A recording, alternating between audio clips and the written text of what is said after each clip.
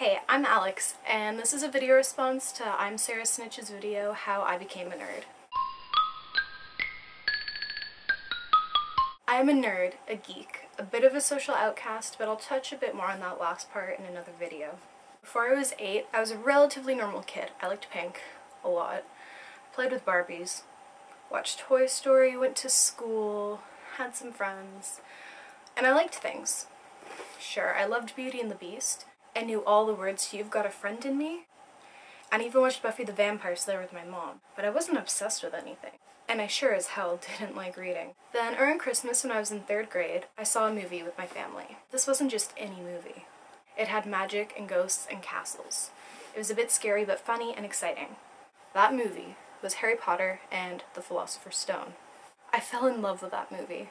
I made my mom take me to see it again, and then I started with the books. I read them faster than I had read anything in my entire life, but at that point, that wasn't really saying much. In grades 1 and 2, I hated reading.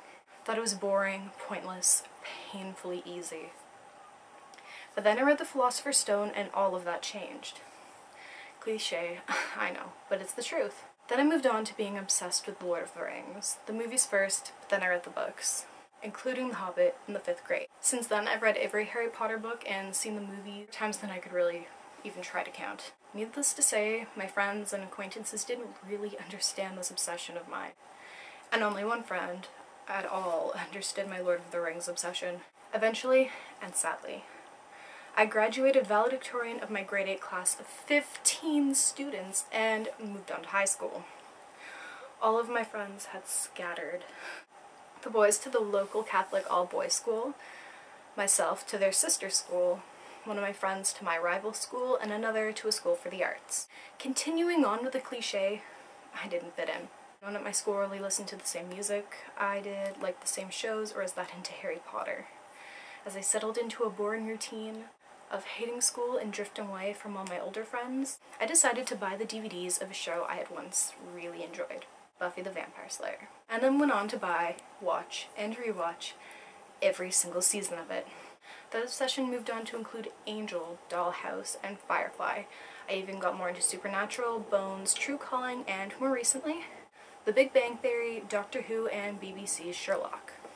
But let's not forget the books now. Sherlock Holmes, The Thief Lord, I Am Number 4, Percy Jackson, The Uglies Trilogy, The Hitchhiker's Guide to the Galaxy, and The Picture of Dorian Gray are just a few of the books or series I've fallen madly in love with and have read over and again, and then forced my friends to read. I've also made a point to start reading graphic novels recently. So far my favorites are the Scott Pilgrim books, Blankets, Kick-Ass, and The Good Neighbors series by Holly Black. I also make and watch video blogs, which, even though a bunch of really cute British guys do, is still sort of nerdy. Now, what I genuinely love about my geekiness is that it brings out the best in me. If I'm watching Buffy, I'm happy.